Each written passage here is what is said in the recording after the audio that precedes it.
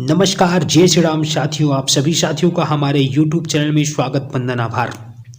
रख हौसला, वो मंजर भी आएगा, प्यासे के पास चलकर समंदर भी आएगा। थक कर न बैठ ए मंजिल के मुसाफिर, मंजिल भी मिलेगी और मिलने का मजा भी आएगा। साथियों, लगातार मेहनत करते रहिए, परिश्रम करते रहिए, सफलता अवश्य मिलेगी। हम एसएससी जीडी जीके जीएस के क्वेश्चन करने जा रहे हैं। 20 क्वेश्चन मैंने आपको कल करवा दिए थे। आज 20 के बाद आगे के 20 क्वेश्चन करने जा रहे हैं।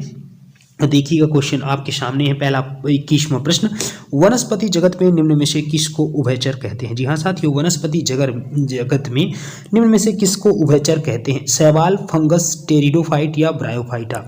तो इसका आंसर क्या हो जाएगा?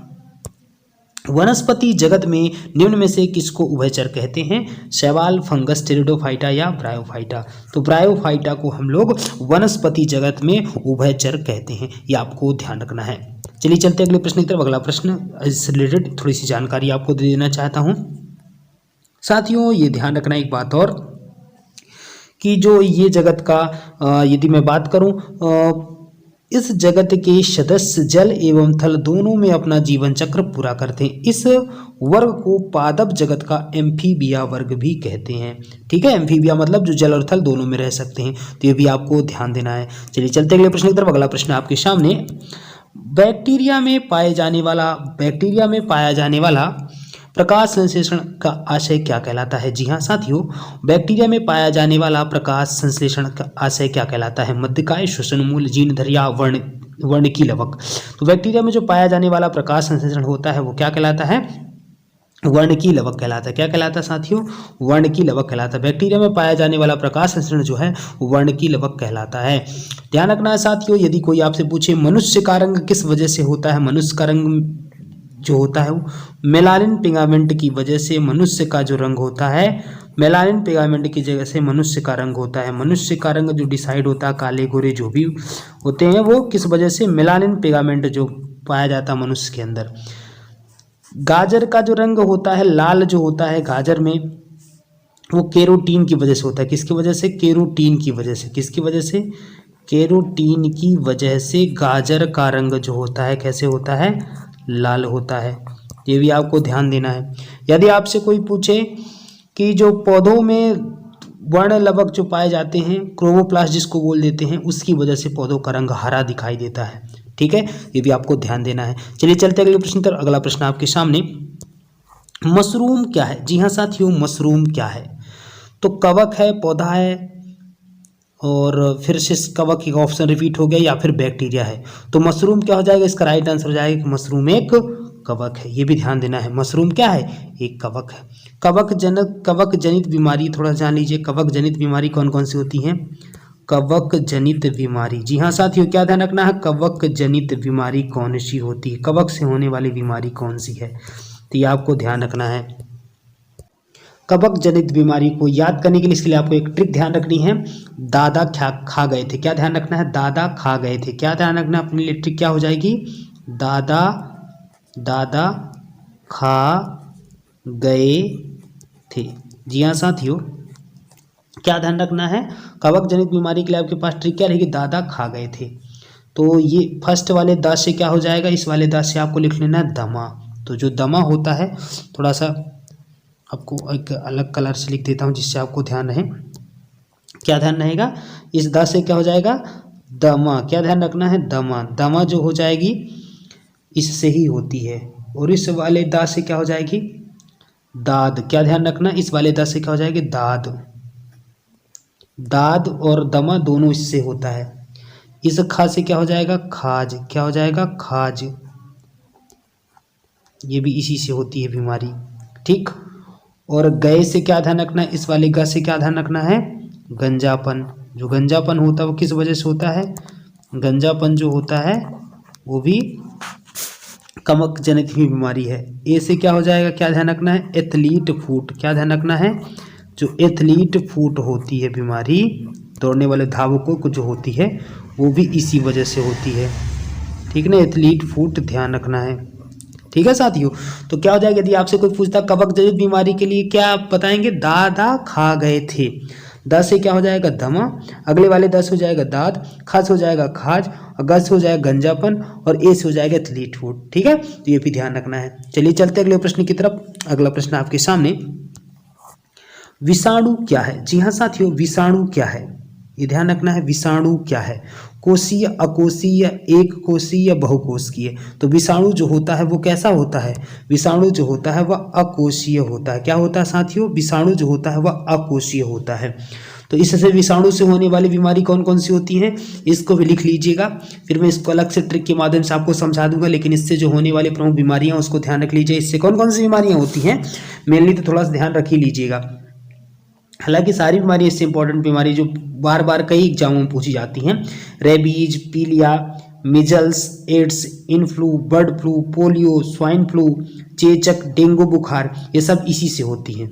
ठीक है, तो ध्यान रखना है, क्या ध्यान रखना है, इससे कौन कौन सी बीमारियां होती हैं? रेबीज, पीलिया, मिजल्स, ठीक है, एड्स, इनफ्लू, bird flu, polio, swine flu, चेचक, डेंगू बुखार, चिकनगुनिया, ये सारी बीमारी विषाणु जनित एक बीमारियां हैं। ठीक है, ये भी आपको ध्यान रखना है। चलिए चलते अगले प्रश्न की तरफ। आपको डिमांड होगी तो इसके लिए मैं अलग से एक ट्रिक बनाकर अलग से एक वीडियो दे दूंगा आपको, विषाणु जनित बीमारी किस वजह से होती है और इसको कैसे याद करें। ठीक है, और ये ध्यान रखना, विषाणु की खोज किसने की थी? तो इवान विस्की ने की थी। किसने की थी? इवान विस्की ने की थी। इवान विस्की ने विषाणु की खोज की थी। ठीक है, जीवाणु की खोज किसने की थी? कोई पूछ लेगा जीवाणु की खोज किसने की थी, तो क्या ध्यान रखिएगा, जीवाणु की खोज किसने की थी? तो जीवाणु की जो खोज है वो ल्यूवेन हॉक ने की थी। किसने की थी? ल्यूवेन हॉक ने जीवाणु की खोज की थी। ये भी आपको ध्यान रखना है। ठीक है, चलिए चलते अगले प्रश्न। अगला प्रश्न आपके सामने, तो विषाणु क्या है? एक अकोशीय जीव होता है। निम्नलिखित में से कौन सा स्तनपायी है? शार्क, स्क्विड, एक्टोपस या छछूंदर? तो कौन सा इसमें स्तनपायी होता है? तो छछूंदर जो होती है सबसे छोटा स्तनपायी होता है। स्तनपायी किसे कहते हैं? जो अपने समान बच्चों को जन्म देता है उसको हम बोलते हैं स्तनपायी बोलते हैं। तो इसमें इसका आंसर क्या हो जाएगा? छछूंदर। चलिए चलते अगले प्रश्न की तरफ। अगला प्रश्न आपके सामने, गर्म रुधिर वाले जंतु वे होते हैं जो अपने शरीर के तापक्रम को क्या कर लेते हैं? वातावरण के तापक्रम में ऊंचा रखते हैं, या वातावरण के तापक्रम से नीचा रखते हैं, या हमेशा एक सा बनाए रखते हैं, या वातावरण के तापक्रम को बनाए रखते हैं। तो जो गर्म रुधिर वाले जंतु होते हैं वे अपने शरीर के तापक्रम को हमेशा एक सा बनाए रखते हैं। कैसा करते हैं? हमेशा गर्म रुधिर वाले जो होते हैं वो हमेशा एक सा बनाए रखते हैं। ठीक है, बहुत सारे जीव आपने देखे होंगे ठंडियों में, जैसे छिपकली वगैरह, वो आपको नहीं दिखाई देती हैं क्योंकि हमेशा उनका क्या होता है, ठंडा, कोल्ड ब्लडेड होते हैं, इसलिए वो नहीं दिखाई देते हैं। ठीक है, चलिए चलते अगले प्रश्न की तरफ। अगला प्रश्न आपके सामने, निम्न में से कौन सा उड़ने वाला स्तनपायी है? मतलब इनमें से स्तनपायी तो है लेकिन वो उड़ता है, तो कौन सा हो जाए? इसका राइट आंसर क्या हो जाएगा? जगुआर, या पहलीकान, या शुतुरमुर्ग, या चमगादड़? तो इसका राइट आंसर क्या हो जाएगा कि इनमें से उड़ने वाला स्तनपायी जो होता है वो चमगादड़ होता है। चमगादड़ भी बच्चे थे। चमगादड़ ध्यान रखना है कि स्तनपायी है, पक्षी में नहीं आते, स्तनपायी में आता है। ठीक है, चलिए चलते अगले प्रश्न। अगला प्रश्न आपके सामने, झींगा किस संघ का सदस्य है? जी हाँ साथियों, झींगा किस संघ का सदस्य है? एनेलिडा, आर्थ्रोपोडा, पोरीफोरा या क्रिस्टिया? तो झींगा जो है झींगा किस संघ का सदस्य है? झींगा जो है आर्थ्रोपोडा संघ का सदस्य है। जी हाँ साथियों, क्या ध्यान रखना है कि झींगा जो है वो है आर्थ्रोपोडा संघ का सदस्य होता है झींगा। ठीक है, चलिए चलते अगले प्रश्न। अगला प्रश्न आपके सामने, थोड़ा सी इंपॉर्टेंट थोड़ी जानकारी क्या ध्यान रखने हैं कि तिलचट्टा जो होता है, खटमल होता है, टिड्डा, तितली, बिच्छू, मकड़ी, केकड़ा और दीमक, यह सभी आर्थ्रोपोडा संघ के अंतर्गत आते हैं। तो ये भी जानकारी आपको ध्यान रखनी है। ठीक है, इसके साथ साथ चलिए चलते अगले प्रश्न की तरफ। अगला प्रश्न आपके सामने, पंचायती राज विषय है। जी हाँ साथियों, पंचायती राज कौन सा विषय है? समवर्ती सूची का, केंद्र सूची का, या विशेषाधिकार सूची में, या राज्य सूची का? तो पंचायती राज जो होता है वो किसका विषय है? पंचायती राज जो होता है वो राज्य सूची का विषय है। पंचायती राज किसका है? राज्य सूची का विषय है। पंचायती राज जो है राज्य सूची का विषय है। पंचायती राज 11वीं अनुसूची में है। किसमें है? 11वीं अनुसूची में पंचायती राज है। तो ये भी ध्यान रखना है, 11वीं अनुसूची में पंचायती राज है। चलिए चलते अगले प्रश्न की तरफ। अगला प्रश्न आपके सामने, निम्न में से समवर्ती सूची का विषय नहीं है। जी हाँ साथियों, समवर्ती सूची का इनमें से कौन सा विषय नहीं है? समाचार पत्र या पी परिवार नियोजन या सी कारखाना या लोक स्वास्थ्य।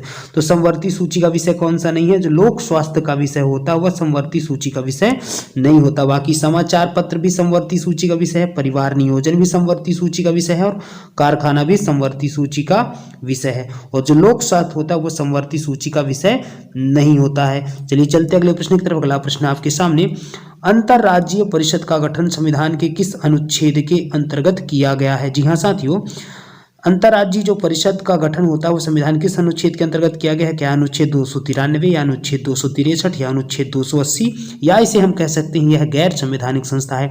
तो अंतरराज्यीय परिषद का गठन संविधान के अनुच्छेद 263 के अंतर्गत किया गया है। क्या ध्यान रखना है साथियों कि अंतरराज्यीय परिषद का जो गठन होता है संविधान के किस अनुच्छेद के अंतर्गत किया गया है? क्या ध्यान रखना है? अंतरराज्यीय परिषद का गठन संविधान के अनुच्छेद 200 किसके अंतर्गत ध्यान रखना है? 263 के अंतर्गत ध्यान रखना है। क्या ध्यान रखना है? 263 के अंतर्गत आता है। तो ये ध्यान रखना है कि ऑप्शन बी इसका राइट आंसर हो जाएगा। चलिए चलते अगले प्रश्न की तरफ।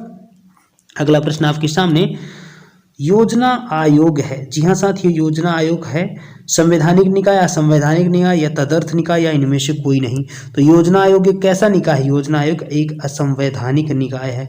15 मार्च को इसकी स्थापना होती है। वर्तमान में योजना आयोग का नाम नीति आयोग कर दिया गया है। ठीक है, योजना आयोग एक असंवैधानिक निकाय है। चलिए चलते अगले प्रश्न तरफ। अगला प्रश्न आपके सामने, भारत में मतदान की आयु सीमा 21 वर्ष से घटाकर 18 वर्ष कब किया गया था? 1988 ईस्वी में, 1990 ईस्वी में, 1989 ईस्वी में या 1992 ईस्वी में?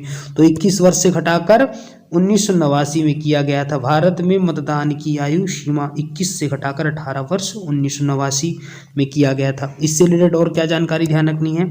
61वें संविधान संशोधन द्वारा 61वें संविधान संशोधन के तहत 1989 ईस्वी में अनुच्छेद 326 में संशोधन किया गया था। ये भी आपको जानकारी ध्यान रखनी है। 61वां संविधान संशोधन हुआ था। अगला प्रश्न, विधान परिषद का सदस्य बनने के लिए निर्धारित न्यूनतम आयु क्या है? 30 वर्ष, 18 वर्ष या 25 वर्ष? तो विधान परिषद का सदस्य बनने के लिए आपको न्यूनतम आयु कितनी होनी चाहिए? 30 वर्ष होनी चाहिए। क्या ध्यान रखना है? विधान परिषद का सदस्य बनना हो तो उसके लिए आयु आपको 30 वर्ष होनी चाहिए। राज्यसभा का भी सदस्य बनना हो, राज्यसभा का सदस्य यदि आपको बनना है तो भी आयु आपकी 30 वर्ष होनी चाहिए। लोकसभा का सदस्य बनना हो या बनना हो आपको विधानसभा का सदस्य, तो आयु आपकी कितनी होनी चाहिए?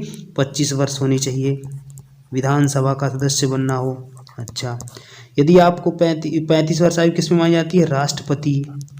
राष्ट्रपति की आयु कितनी होनी चाहिए? 35 वर्ष। राज्यपाल की भी आयु कितनी वर्ष होनी चाहिए? 35 वर्ष। ये जानकारी भी आपको ध्यान रखनी है। ठीक है, चलिए चलते अगले प्रश्न की तरफ। अगला प्रश्न आपके सामने, छत्तीसगढ़ भारत का राज्य कब बना? मतलब कौन सा राज्य बना? 28वां, 25वां, 27वां या 26वां? तो छत्तीसगढ़ भारत का राज्य कौन सा नंबर का बनता है? 26वां राज्य बनता है। क्या बनता है? 26वां राज्य। छत्तीसगढ़ भारत का 26वां राज्य बनता है। इससे संबंधित क्या जानकारी ध्यान रखनी है कि 1 नवंबर 2000 को इसका गठन हुआ था। ठीक है, तो ये भी जानकारी आपको ध्यान रखनी है। अगला प्रश्न आपके सामने, रेड इंडियन जनजाति किस क्षेत्र में आते हैं? अफ्रीका, श्रीलंका या उत्तरी अमेरिका? तो जो रेड इंडियन जनजाति है वह किस क्षेत्र के अंतर्गत आती है? अफ्रीका, श्रीलंका या उत्तरी अमेरिका या टुंड्रा प्रदेश? तो इसका राइट आंसर क्या हो जाएगा? जो रेड इंडियन जनजाति है वह उत्तर अमेरिका क्षेत्र के अंतर्गत आती है। रेड इंडियन उत्तर अमेरिका के अंतर्गत आती है। ऑप्शन सी इसका राइट आंसर हो जाएगा। चलिए चलते अगले प्रश्न की तरफ। अगला प्रश्न आपके सामने, एस्किमो जनजाति कहाँ निवास करती है? जी हाँ, केन्या, न्यूजीलैंड, उत्तर अमेरिका या कनाडा के टुंड्रा प्रदेश में?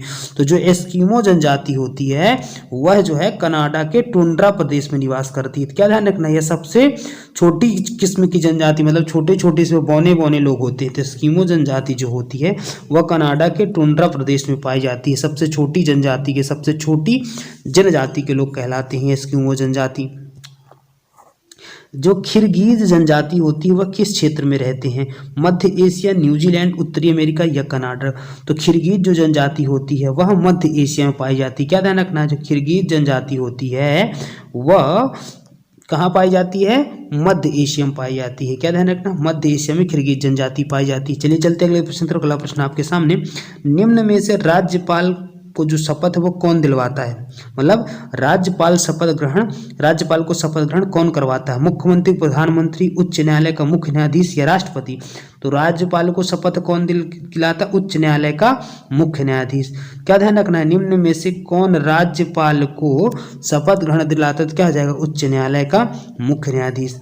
ठीक है साथियों, इतना ध्यान रखना है। यदि आपको वीडियो अच्छी लगी तो हमारे चैनल को लाइक, सब्सक्राइब, शेयर जरूर करिएगा।